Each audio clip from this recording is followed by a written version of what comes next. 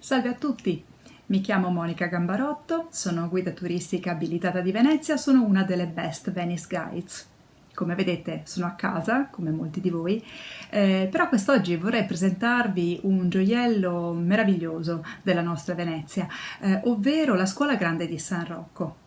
Costruita nel Cinquecento per una confraternita dedita all'assistenza dei bisognosi, al suo interno fu decorata interamente da Jacopo Tintoretto nel corso di lunghi anni.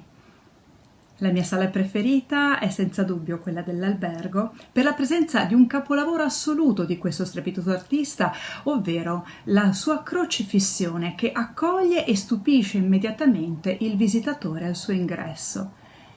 Di notevole impatto è però la sala capitolare.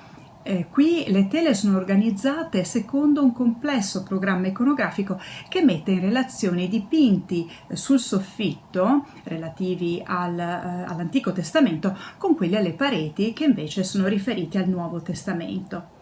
Fra le tante tele, meravigliosa è a mio avviso quella con la preghiera di Cristo nell'orto. Qui i colori dalle tonalità rosse, arancioni già fanno presagire l'imminente pericolo.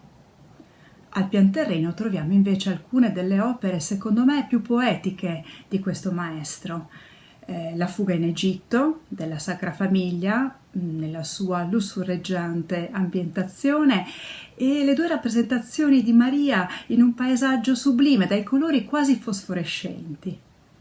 Io vi aspetto, certo appena sarà possibile, perché la visita della Scuola Grande di San Rocco è un'esperienza imperdibile a Venezia. Ciao!